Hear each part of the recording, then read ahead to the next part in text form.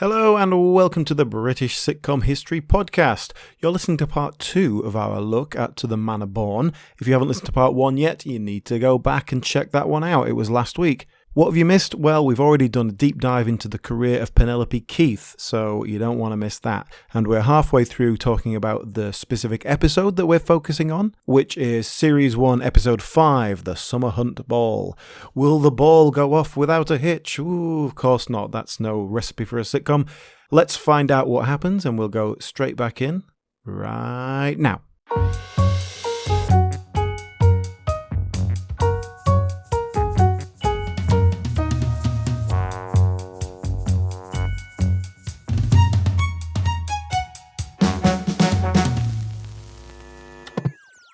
The conflict here is that Audrey's organising everything. She's doing all the work, but then Marjorie is still nominally the organiser, and she keeps sticking a neb in, saying, oh, no, I want to do this, even though she doesn't know what she's doing. And basically Audrey walks off in a huff and says, right, well, you do it then.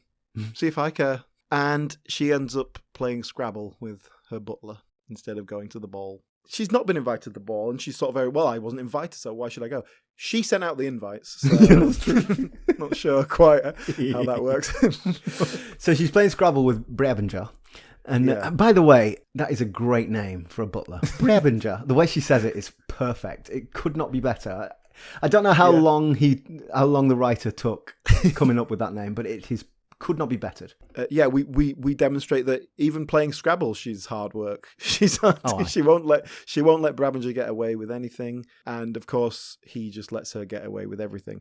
So Can we talk about Brabinger? Can we talk about butlers? Yeah. What's that about? Well, I mean, it's a good job, isn't it? It was you were basically head of the household. Yeah. So you were governor of all the servants. So you were the big fish in the downstairs pond. Mm-hmm. So it was a good job, and it was good job security. It was a job for life, basically. Well, that's it. It feels like indentured servitude to me. Well, I'm not sure. That seems like a negative spin on what I just said. Like, I'm seeing job for life. You're seeing servitude. Well, you know my professional history. Yeah. Job for life is not on my CV. Exactly. Yeah. Brabinger just seems like such a broken man. It's just. Well, I guess he is the end of the process of what would happen if you spent 20 years working for Audrey Forbes Hamilton. 20 years? I mean, 50, I think, is... Well, she's not 50 years old, but you probably worked for their parents before. But, I've spent 4 or 5 hours with Audrey Forbes Hamilton, and it's hard work. Imagine that for 20 years, You either fight back and get fired, or you're a broken man. There's no recourse to fight back, is there at all? I mean, I think the character is played quite wonderfully by John Rudling. Yeah, it's a great performance, but I don't know the name or the face, so what else did John Rudling do? No, I mean, he's a proper old school actor. He was born in 1907.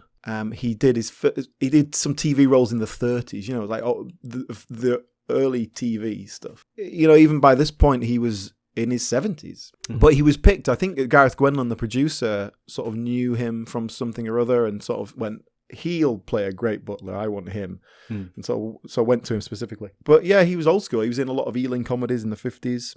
Around this time, around in the 70s, he started making odd appearances in sitcoms like Porridge he's in one episode of Fall and Rise of Reginald Perrin, just stuff like that.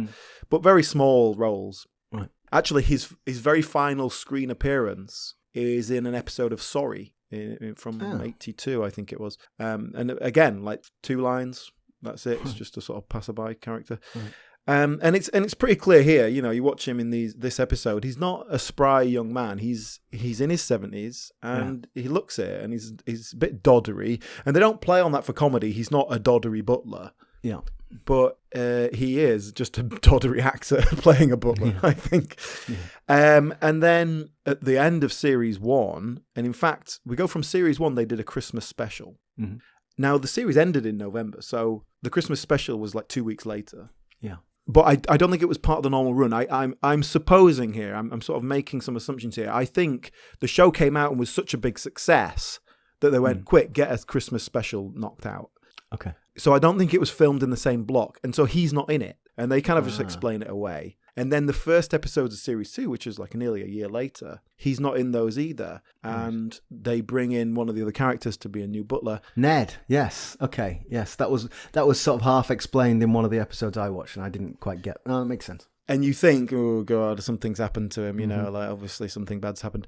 But they're obviously confident about it coming back because they don't write out the character. They're basically, oh yeah, he's broken his ankle, so he's off work at the moment, but he'll be back. And they write it in. So Ned, who's the outdoor man, he works in the garden, he has to come in, and that's a nice bit of comedy there because he's not used to that. He's not got the decorum of a butler and all that. Yeah. It actually works quite nicely for a bit of comedy. Yeah. But then he comes back at like episode 5 of that series, and he comes back and he's lost a significant amount of weight. Like you can tell he's been ill. And I read somewhere he'd had a heart attack. I think that was the case, but obviously something he was ill, and so he couldn't work. But they brought him back as soon as he could, and then he sees out the rest of the series, and he died in '83. So it was only a couple of years after that series. Like I say, he didn't really work after that. Not exactly a famous name. No, just but a great performance. It's a supporting role. It's probably the 4th biggest role in the show, but it's he's not in every episode. He's not in every scene. But yeah, a really good performance. The whole thing just doesn't sit easy with me. The whole butler thing. In a big country house, you've got a staff running the house. You can't do it yourself. But then Audrey has moved into this little lodge. And obviously that's the whole point of the joke. She's in this little lodge and she's still taking her butler with her loyal manservant. And that's not even like, oh, well, I can't look after myself. I need a manservant. Or there is that part of it. She's like, well, what is he going to do? He's a 72-year-old butler. Like, it's a job for life. I have to keep him on and pay him until he dies. Well, no, sorry. She doesn't pay him. He doesn't get paid. His payment is that he is allowed to live in the spare room. But that's the other thing. She lives the life. Obviously, she's booted unceremoniously out of Grantley Manor because she's got no money, but she still basically continues to live the life of a rich country woman, despite the fact she's got no money. And we hear in one of the other episodes that she hasn't paid the doctor's bill, she has to go on the NHS, and she's basically got unpaid where she needs to have a car fixed, and they won't fix it until she's paid the last 20 years worth of repair bills. So she's got debt everywhere. She's a bad payer. Yeah, and she's absolutely horrified that people want to be paid. It's just not the way it's done. So rude. And which is why the woman at the shop hates her and she's rude to her. Yeah, because she hasn't paid her bill. She hasn't paid her account. Let's go back to our episode. So we now get a scene where we're basically seeing the ball, and obviously because we don't want to pay for lots of extras, we're actually just in Richard's office with about 8 people who are about to go into the ball. I'll tell you this as well, what I noticed. 8 people who have their backs to camera the entire time. Yeah. Which I suspect they're just like lighting guys or something. There's something off there, because if you've got a load of extras in, that too. Have them milling around and show their face. Like there's something odd going on there. Mm-hmm. But what this is really funny, because you remember we saw this scene earlier where the Brigadier goes to Richard and asks him if we can have the ball at the manor, and he says yes, and he's busy, he's working, I am doing work. Well, now the ball is just about to start. Everyone's in their evening dress, including Richard. He's in a dinner jacket. And yet, he's still doing work. He's still trying to answer the phones. He's talking to Munich or somewhere in a different time zone. It's utterly ridiculous. Either have the party or don't have the party. But you can't be working whilst the party is happening. Well, that's why your career's in such a shambles. But if we're talking about Richard being nouveau riche and being business rather than landed gentry, well, this scene exemplifies that perfectly. He's literally refusing to play the game. Yeah. Given the way this ends, there is at least a suggestion that he's putting that on a bit because Audrey isn't there. And he's like, oh, I don't actually want to have to escort Marjorie because, she's Marjorie and everybody hates her apparently for some strange reason. So even though she's really nice. And so maybe that's just an excuse, like, oh, sorry, I would love to be in all your nonsense, but I'm just going to pop over and see Audrey. Well, before we get to that scene, I wanted to ask you about, this is the summer hunt ball, and they're all in their red fox hunting gear, because this is the local hunt. It's their ball. Yeah. That's something which has culturally changed in the last 40 years. Mm. If you made a programme now about people who were a fox hunting club, that would have a very different feel to it, a very different weight to what it had in 1978. Yeah, there is not even a question of, is this okay? Killing animals? Absolutely. These are just posh people. That's all it is. So when you say they're fox hunters, that has absolutely, there is no relevance at all. That's nothing to do with foxes. That is just, they're posh. It's just a signifier for posh. That is it. And that is certainly not the case now. And in this particular case, it's the hunt ball. They're not going on a hunt. We do see them going on a hunt at one point. Or we see, like, that's one of the gags, Richard has to go on a horse and try and do a hunt and he's no good at it. That's like him trying to fit into country life and all that. But again, it's never even questioned that is there any moral reason against this? Like, it's not even a consideration. That was one of those things that, the hunting ban was brought in by the Blair government in the late 90s or maybe the early 2000s. But it was kind of one of those things that they did and seemed quite popular, but no one was really clamouring for it. It wasn't like there was some animal rights activists who were campaigning for it, but it wasn't like there was a great demand within the country to stop this cruelty to foxes. No one really gave a monkeys, as is evidenced by this episode. I got a lot of foxes around where I live, and sometimes they scream at night. I don't think the Grantley fox hunt is coming through Brixton. Well, it's a shame because it can clear them out a bit, keeping me away. So our very final scene here that sort of closes off the episode is Richard comes to the lodge, speaks to Audrey and basically makes peace with her, saying, I'm sorry, this hasn't kind of turned out all well. So it feels like a very tacked on happy ending. It doesn't feel like it's really come naturally. It's not from earned, what's is it? Happened before. Yeah, it's not earned. Yeah. So basically, Audrey sat there in her dressing gown sulking, and Richard turns up, and she takes her dressing gown off. She's got her ball dress on ready, and they have a little dance. That's great. But there's nothing in the previous 20 minutes that suggests that's going to happen. It's just kind of he does fancy her. Oh, right, I see. And I think that's pretty typical of the show altogether. It's will they, won't they? But it's like, no, they won't, no, they won't, no, they won't, no. Oh, will they? No. There never feels like any romantic feelings between them. Because, well, firstly, everything we know about her is that she's completely mercenary. She didn't love her ex-husband, her husband that died. And it feels to me like any interest she has in Richard is purely so she can get back in that manner. There's no romantic feelings there. On the other hand, he's perhaps a little more romantic, but he's so preoccupied with his running his business, doing business, that why would he have any time for this nonsense? It doesn't make sense. And this episode, that tacked on scene at the end, as you put it, is a perfect example of how it feels like the final episode with their tacked on wedding. The whole thing is just like, it doesn't really make sense. You haven't earned that. Yeah, exactly. So it has this tacked on happy ending. And then because we can't actually have a happy ending where it's like, they actually do like each other and next week they'll be together. Well, they have to kind of pull that back as well. So they can't even commit to that. So instead, through sound effects, we understand that Richard has fallen off a bridge and she's some good old laugh. So yeah, it's a weird ending, but I think very typical of the show in general, of this kind of, we'll stick that in. And I know why that is. You watch any interviews with people talking about To the Manor Born, like the people who made it, they all say, the secret to his success was it wasn't just a comedy, it was a love story. People want a love story, and that's what they will, they won't, and they all this sort of thing. Everyone says that, apart from Peter Spence, the writer, who basically says, I didn't want to do any of that. I didn't want him to be in love. I wasn't interested in any of that. And I just did it because that's what people said I had to do.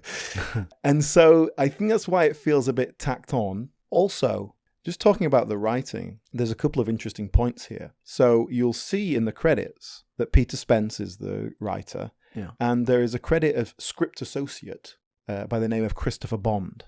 Okay. Now, Christopher Bond was just a good old pair of hands, a company man who knew his structure. And as we established, Peter Spence was not a sitcom writer. He was a gag man. And so they teamed him up with him just to give him someone to bounce his ideas off, help him structure it, etc., etc.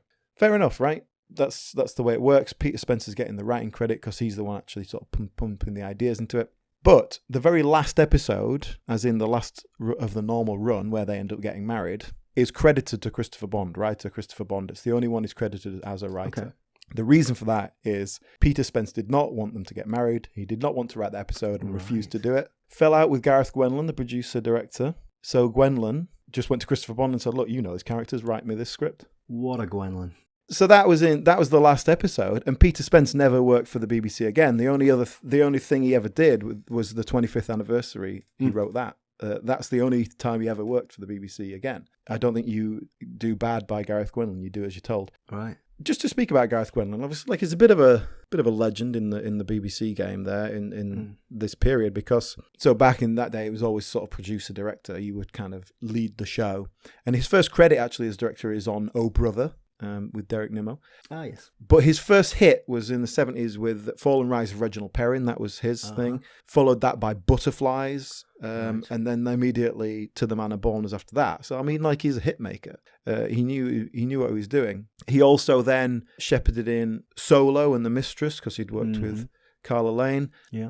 Sweet 16, which was the Penelope Keith show, and he did Waiting for God, which stars Michael Bilton, who plays Ned in this. He was a regular in Waiting for God. That's kind of what he's best known for. He's sort of one of those people who turns up in all sorts of sitcoms. But then we also saw him in Time, Gentlemen, Please. He directed a handful of those. Yeah. Which I suspect was they wanted a safe pair of hands to come in, because it was a bit of a chaotic. But then he was also head of comedy at the BBC in the late 80s, 83 to 90. He was the head of comedy at the BBC, and he during that period he rejected Red Dwarf, as we've sort of talked about before, which is why Gwendolyn is used as an insult in Red Dwarf. But so he was comedy in the BBC in the 80s. So Gwendolyn was power, and Peter Spence fell out with him. Yeah, and so Spence crossed him and never worked again. He'll never work in this town again. Yeah, exactly. And Peter Spence, just for the record, though, he straight after this, his next show was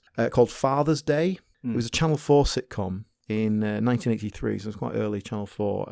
And that was his only other sitcom that he wrote. He's written like odd little things here and there. He's never really done anything else, He's just little bits and pieces. That I find all that very interesting. Peter Spence definitely was not interested in them getting together, and he wasn't really interested in writing any of that. And it also feels like he just accidentally fell into writing a sitcom because he had the right idea at the right time. Yeah.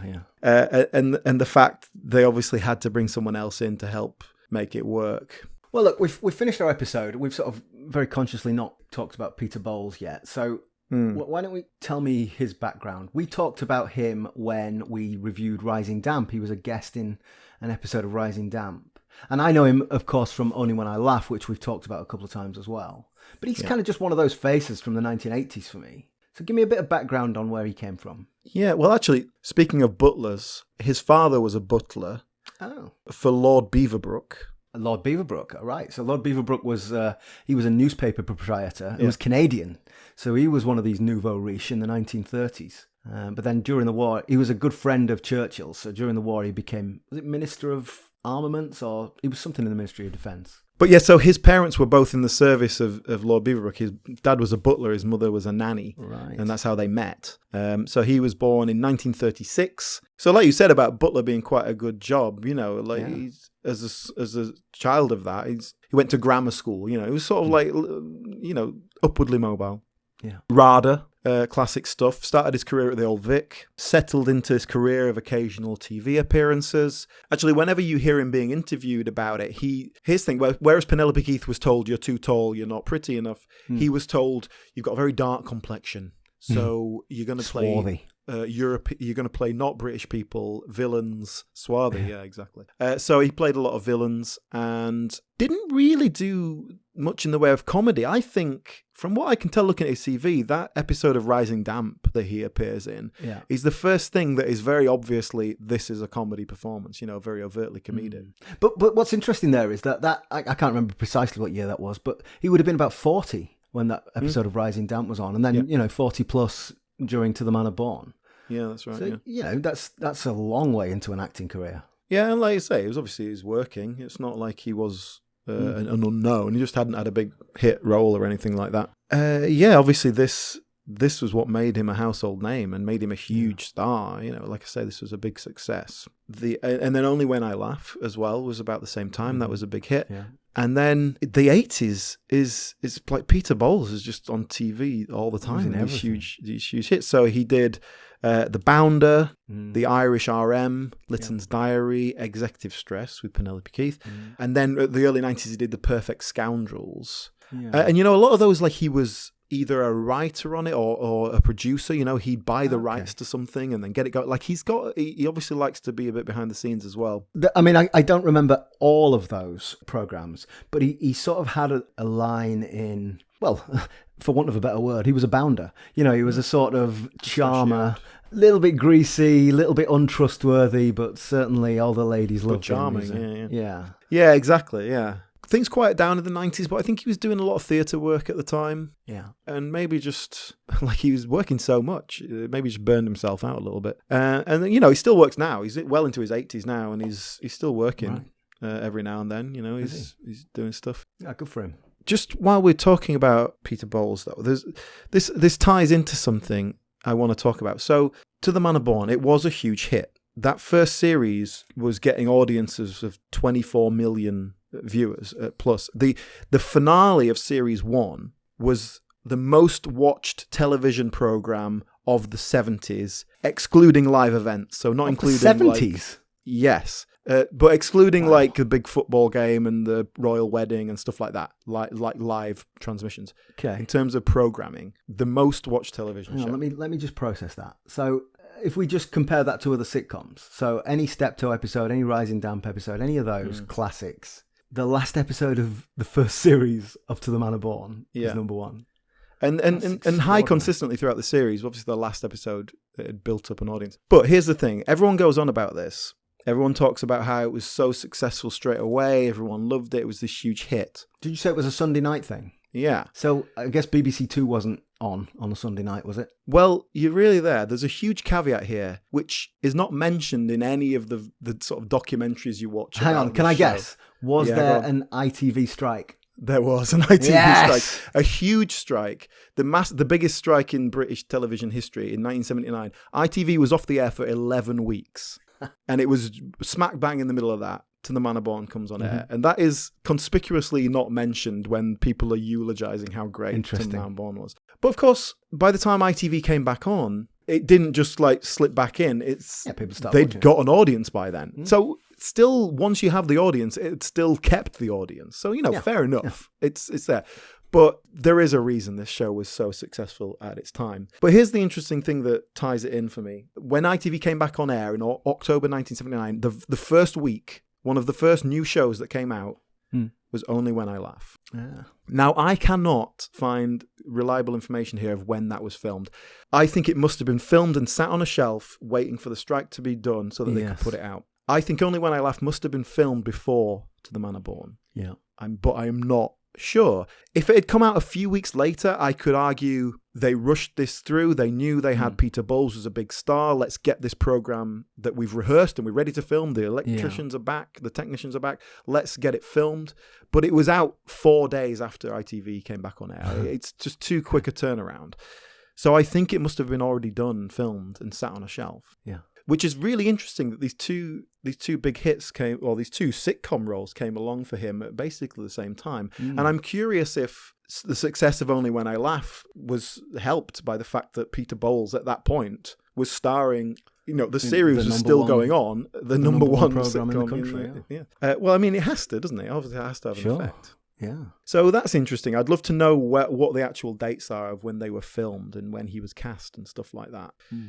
And so the other interesting thing with Peter Bowles in terms of his sitcom lineage was that he was originally wanted to play Jerry in The Good Life. Okay. And he basically went, oh yeah, it sounds very interesting, but I'm decided to do this play instead. I'm going to do this play. Goes to work on this play, and Richard Briers is in it. And Richard Briers is going, oh yeah, I'm going to do this sitcom called The Good Life. He's like, oh, hang on, I was up for that. And I said I couldn't do it because of this play. How come you're doing it? He's like, oh yeah, it's fine. They film on Sundays, so we can do it. I rehearse during the day, come here, do the show, and then record. So he's like, oh, I could have done that. So he lost that part. So when this came around, and he was like, okay, another chance to work with Penelope Keith, great. He was filming Rumpole the Bailey. That was kind of his big thing. That's what he was known for at the time. And he managed to kind of convince them that he could do both. And so he split rehearsal days. He would do half a day on Rumpole and then half a day on this, which makes sense because him and Penelope Keith are quite rarely in the same scene together. You know, like this, like you can see how they'd be able to sort of rehearse. He could only turn up for half a day. Yeah, he could probably make that work. That is very true. Yes, that's a good observation. That the episode we've just watched, it's only the final scene that they're actually acting with each other. So that's a really good summary of Peter Bowles. Can we just talk again a little bit more about the character? So we talked about his background. We meet his mother who lives with him there. So she's Czechoslovakian, and we get lots of kind of ancient wisdom type of things from her. Now, I'm getting the impression, when she first appeared in the episode I was watching, I wrote down, is she Irish or Polish?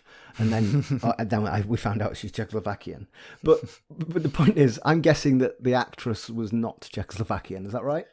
No, she's called Daphne Hurd, so it's not traditionally a Czechoslovakian name.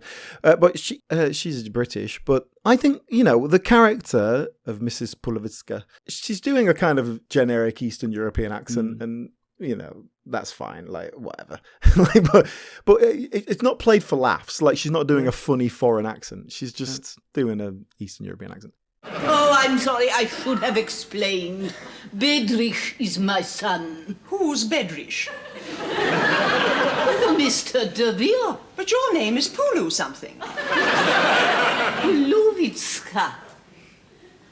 We came over in 1939 from Czechoslovakia. What my problem with the character in general is I don't think it adds anything. I'm not sure what her purpose is. I think it emphasises that he's an outsider because we've been told he's foreign. We've been told that he's not one of us. We've been told he's a mercenary businessman. But he doesn't sound like it. You know, he sounds posh.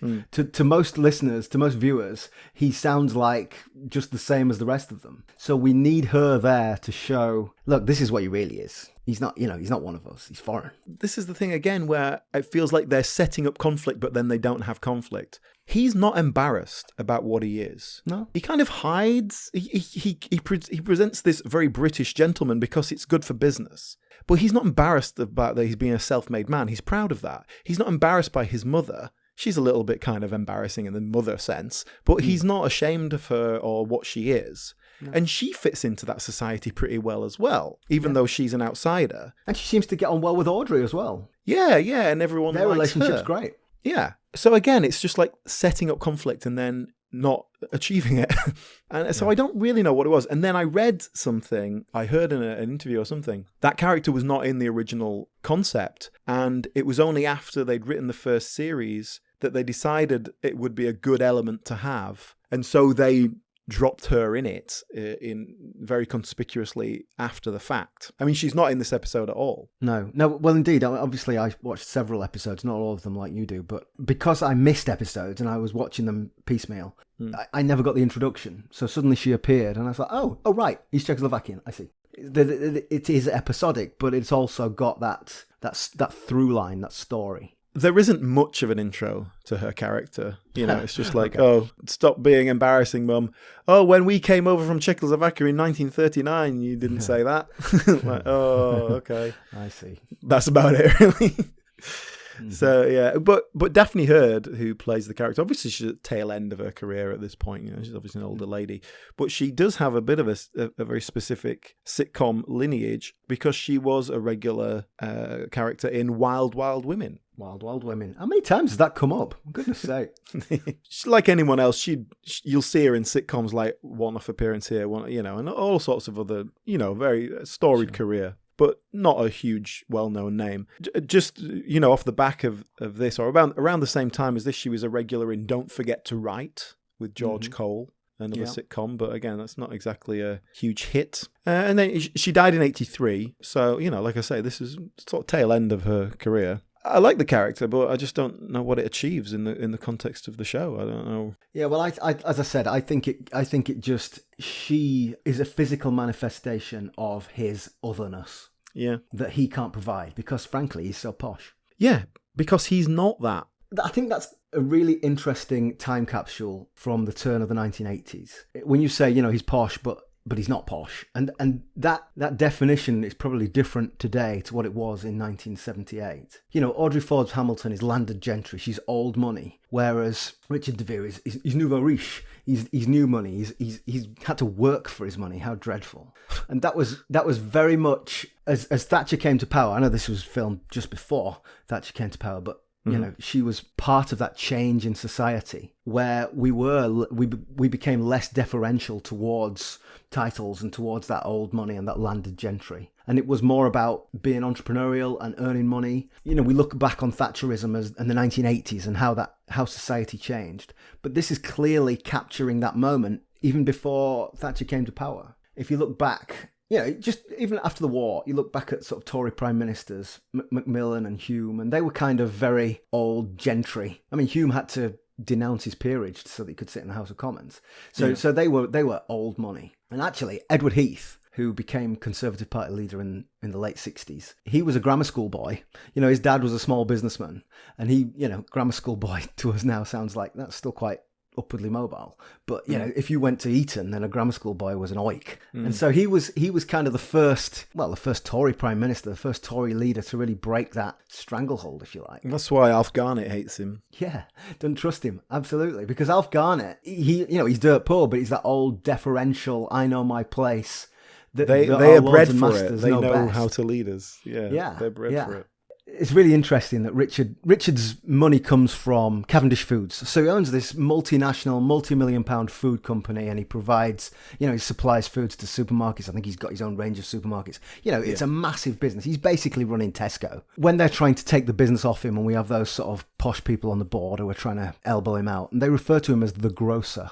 And that's really insightful because people used to refer to Thatcher as the grocer's daughter. Because her father ran a shop, you know, she grew up above the shop. And so that was seen as a great insult. And so when Thatcher succeeded Heath as leader of the Conservative Party, she inherited a shadow cabinet, and when she first came to power, a cabinet who were very much of the old school. And it took her a couple of years before she cleared them out and got her people in there. And there was a really interesting moment. It was that episode, Connections in High Places. So it's the episode where Richard's struggling to keep hold of his career, and CJ from Reggie Perrin represents the sort of old money. Yeah. Richard refers to him as a wet, because that's how that first Thatcher cabinet, there were the Thatcherites and the wets were those old school patrician Tories who she ultimately cleared out and got rid of. So if you look at, you know, the people of the 1980s, the successors, you know, Richard Branson and those entrepreneurs,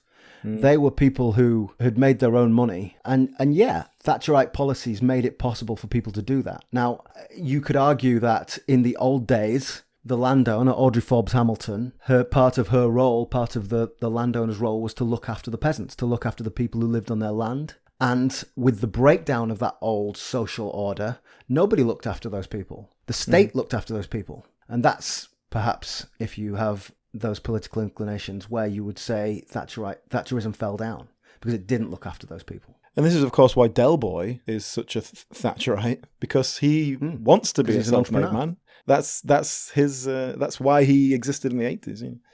I'm cribbing a Stuart Lee bit here, but you know, he says, "Oh, do you remember in the 80s when Thatcher was so unpopular? Do you remember in the 80s when Thatcher was so unpopular that she only won those 3 landslide elections?" You know, whatever we think of her now, and whatever people said about her then, she was very popular. Ben Elton didn't like her though.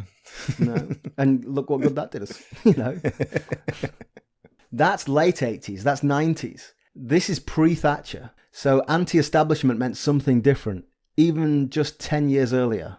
And that speaks to the powerful change that Thatcherism wrought on society. For the better or worse, I'm not making judgment. I'm saying that this programme and the gentle satire that To the Manor Born represents probably wouldn't have worked 10 or 12 years later. It was a world that was in the past. But would it work 25 years later? Good question. Why do you ask that, Alan? Because they did it again. Yeah, let's talk about that. That was an absolutely world-beating segue. Well, actually, do you know what? They did a radio series in 1997. Okay. Which was made up of old scripts and a few new scripts that Peter Spence had written. And Penelope Keith is in it, but Keith Barron plays De Vere.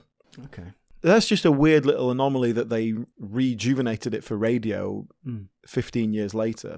I don't know why, particular, but radio is kind of its own thing, isn't it? You know, it's not quite the same world. But then, so yeah, in 2007, and don't ask me specifically how this came about, but someone thought, wouldn't it be good to revisit these characters and do like an hour-long special? I'm fascinated to know whose idea this was, and we can talk about whether or not it worked, but it's a fascinating idea. I don't know, the circumstances just fell right that someone thought, yeah, let's put the money up for that. I honestly don't know who's doing it, you know, it's who made this happen. But all the players are there, all your main players that are still alive are there, and I think it's a nice concept, like, because, just to specifically say, the end of the series ends with them finally getting together and getting married, a little bit out of nowhere. And before that, even, Audrey gets her manor back. Yes. So that is literally the end of the show. Yay, will they, won't they? Yeah, they did. They got married. Yeah, what happens after that? Are they happy together? Did it all work out? I can see why there's a question to be asked there. So yeah, 25 years later, it's 2007, or 26 years later. And the conceit is it's their 25th anniversary. Yeah. So Peter Spence, when he's talking of writing this, he sort of said, well, the first thing I needed to do was separate them, because writing a show about this couple who are just spending time together is no good. And so the episode starts with them sort of falling out, and she moves out, and she goes and moves back into the lodge where Marjorie is now living. Yes, much to Marjorie's dismay. Yeah, but it's a beautiful thing because she's back in the lodge. It's right as you were in the series. Yeah. Marjorie's on hand. It all makes sense. We can believe all that in terms of story. And they're having to sort of plot behind each other's back again. I think it's a really nice concept. I think it's well executed. You've got the same tone and everything there still. It's nicely done. Yeah, it works well. I tell you, my biggest problem with the 25th anniversary was it just wasn't all that funny. I didn't really laugh much. Did you laugh much throughout the series? No, that's a fair point. That's a fair question. There was one good joke that I've written down, and we're not going to go through this episode line by line, but the landowner next door is going to have a rock concert, and they're disgusted by this, a rock festival. And so they go, because they want to see what young people get up to, they go to a nightclub, and they get arrested because the police think they're popping pills. It's actually paracetamol. But they've gone there in evening gowns because we're going to a nightclub. We should dress appropriately. But they've had this awful night. So they've been to a club. They've been arrested. They've been stuck in the police station with all these dreadful people. And Marjorie says, I didn't think women spoke that kind of language. I was most embarrassed. Well, they did provoke me. It's a great line, and it's probably the only time watching all these things that I laughed out loud. It's good, yeah, and you know what, right? The original series, To the Manor Born, it feels like it's set in an old time. You know, it feels like this is an old-fashioned world that is falling apart. I mean, that's kind of the whole concept. Yeah, it is. Yeah.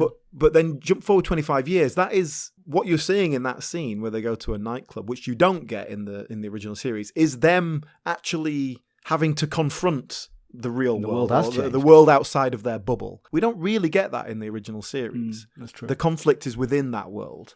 All the favourites are back. All your main people there are back. And there's one regular character that we haven't mentioned, actually, the Rector. No, the Rector. So the Rector is an interesting word because it basically just means vicar, but it's a funnier word. Yeah. I don't know what a rector is. I'm not up on my episcopal positions. But, sure. You know, he's just a local vicar. There's a nice conflict between him and Audrey in the series because she's just telling everyone what to do, including like how to run his church, and he hates her. Yeah, but he's not allowed to say that because he's a vicar. So there's a nice little gentle conflict between them, and so they pop him in this 25th anniversary. He was sort of long retired by that. He was in his 80s by that point, but he pops up for a little cameo because he's not in the episode we just watched that we just talked about. But that was Gerald Sim who played him, and he's just one of those people who turns up and stuff. He mostly plays vicars, to be honest. Like that seems to be his course. Brother of Sheila Sim, actually, who was married to Richard Attenborough. If you're that's the only sort of interesting little bit of trivia about him. But yeah, a little bit like Frank Williams in Dad's Army, just sort of spent his entire career playing vicars and sort of other slightly posh doctors and stuff like that. But we do get a couple of new characters, of course. So Brabinger, John Woodling, is long dead, so they need a new butler. Mm-hmm. And he's played by someone I quite like, Alan David. Alan David, who was... I know Alan David because he was in The Squirrels, which you did a Forgotten Sitcoms on last year. So I recognised his face to the extent that I went and looked him up. And then obviously realised who it was. Yeah, he's in the Squirrels. That's kind of what I know him from, and what I like. I liked him in that. He was one of the better elements of that. He was also a regular in the Green Grass, which would have been about this time, wouldn't it? 2007. But he popped up in an episode of The Thin Blue Line, for example, when we watched that. He pops up in little things like that. But yeah, so here he plays the butler, the sort of replacement for Brabinger. But he's much more of a comedy butler, resents his life. Did you like him more? The problem with Brabinger is not that I dislike him, I just feel very sad for his life. Whereas at least this guy is obviously sticking it to him a little bit. And then, of course, the other major addition we have is a very sexy, charming young man who is going to make Marjorie who meets Marjorie and makes Marjorie go, gosh. Yeah. Obviously, you get Alexander Armstrong in to play that. Yeah, you love Alexander Armstrong, don't you? So Alexander Armstrong, but he's got a good sitcom lineage. Well, do you remember when he played Sexy Boyfriend in Time, Gentlemen, Please? Sexy Boyfriend who's supposed to be at least, supposed to be 21. So, I mean, it's funny because here he plays Alexander Armstrong. I think he's quite well cast here, actually. Yeah. So he's playing Audrey's nephew, right? It's something like that. Something like that. But he's there to learn the business from Richard, and he's playing a slightly posh boy, which is exactly what he is. Yeah, and I'm sort of mocking him slightly. I think he's very bland and uninteresting, but I that's right for this character, and I think he's the right level of sexy that a 60-year-old Marjorie would swoon over him. So I'm all right with that. Yes, I think you're right there. There's some nice interplay between them. It's all quite sweet. And Marjorie is still absolutely delightful and gets walked all over by Audrey. Yeah, Audrey's horrible. Audrey goes and lives in the lodge with Marjorie, and we come back to them at one scene, and Audrey's got cleaners going through the house and just moving things around, and and Marjorie said, well, there was nothing wrong with it. I liked it like that, and she says, no need to thank me. Yeah, they went back to the house as well. They went back to the same location. Actually filmed a bit more stuff on location. And just in terms of the history of the house, it's quite interesting. I was looking at that. Because obviously it's a country estate, and as we see into the Manor Born, you can't just run a country estate. It has to make some money these days. There's no money in farming. So that house, it had a wildlife park in it for many years, which is quite common in old country estates, isn't it? Just get some tigers and stuff. Yeah. But also in the 90s, it was used for a theme park called Crinkly Bottom, which was basically Blobbyland, as it was popularly known. Noel Edmonds made a couple of attempts to get a Noel Edmonds themed theme park off the ground, and this was his first attempt, and never quite played out. To me, he personifies the 80s, the Thatcherite 80s. That upwardly mobile, trying to make a pound note here and there, An entrepreneur. Edmonds is an entrepreneur. Oh, he's a lot more than a presenter, isn't he? He is. He's got fingers in every pie around there. Yeah. But that was what Cricket House was doing. Can I ask you about one thing we haven't mentioned yet, which was the titles and the music we always talk about? Oh yes, of course.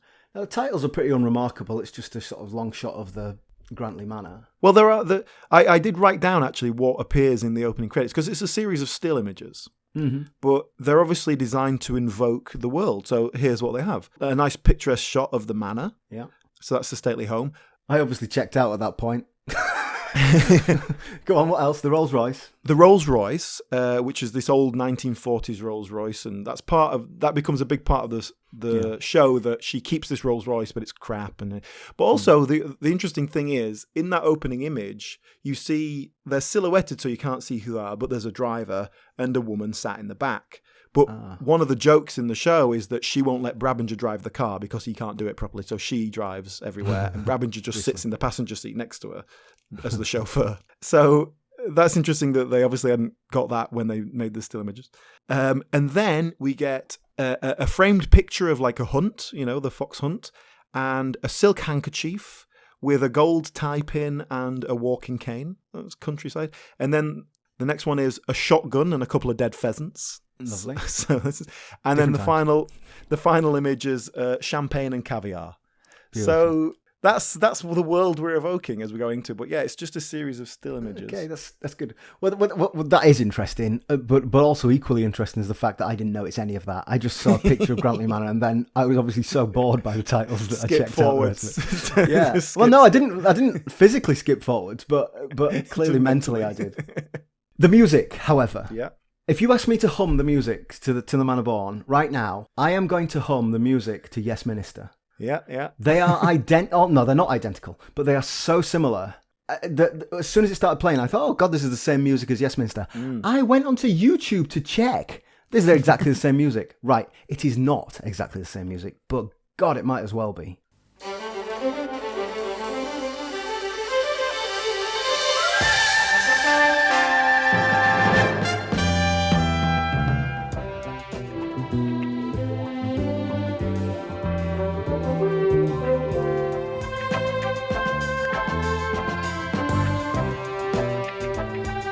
Very similar, isn't it? Yeah. And it's Ronnie Hazelhurst. I mean, it's the same guy behind it all. This came out the year before Yes Minister. Oh, right. So this one was first. So this was the original. People know the theme tune to Yes Minister, don't they? I don't know. But you hear this and you think, oh, Why? Yes Minister. Why is it not the other way around? Why do I know the theme to Yes Minister, but I don't know the theme to the Manor Born? If it was the number one programme of the 1970s. I don't know. But honestly, I could not hum the music to the Manor Born, because as soon as I try to start, I'm going into Yes Minister. Exactly. Well, before we summarise, there's one other thing I'd written as a note to talk. One comparator that I have was Roll Over Beethoven. Oh, which is right, yes. a sitcom I've been watching quietly. And basically, the setup of Roll Over Beethoven, it stars Nigel Planer and Lisa Goddard. And Nigel Planer is a rock star who buys the local manor.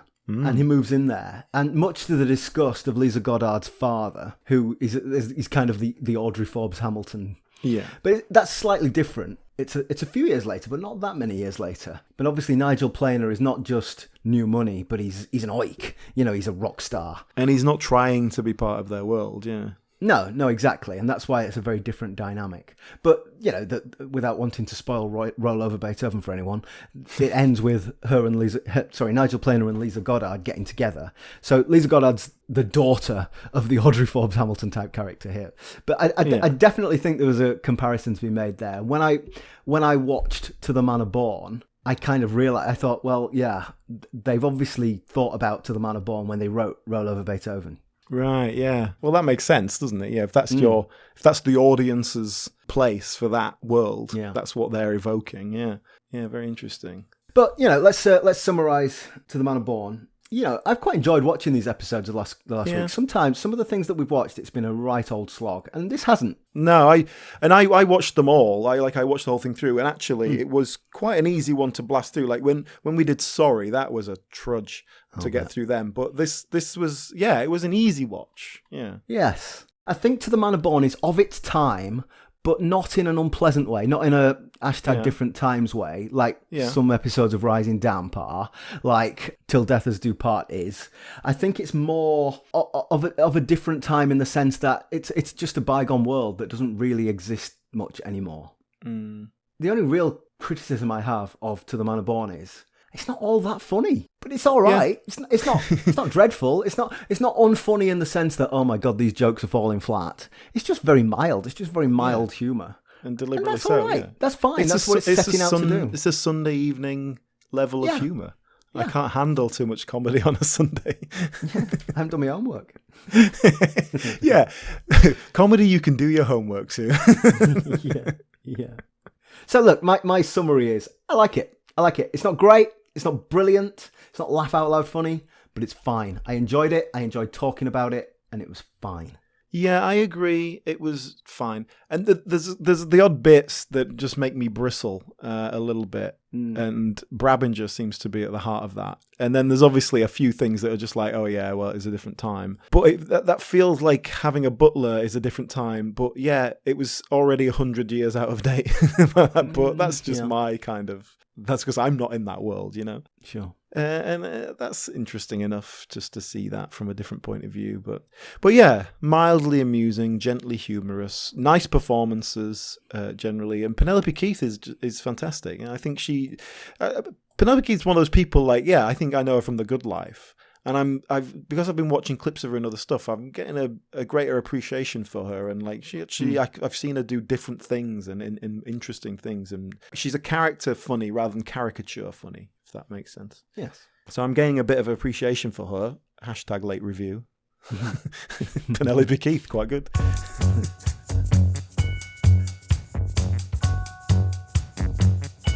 Thank you very much for listening. We have discussed To the Manor Born. If you have any thoughts or comments you'd like to make, do get in touch. We are on the social medias at BritcomPod. That's Twitter and Instagram. We have a Facebook group. What's that called, Gareth? Just the British Sitcom History Podcast. If you put that into the search bar, you'll find us.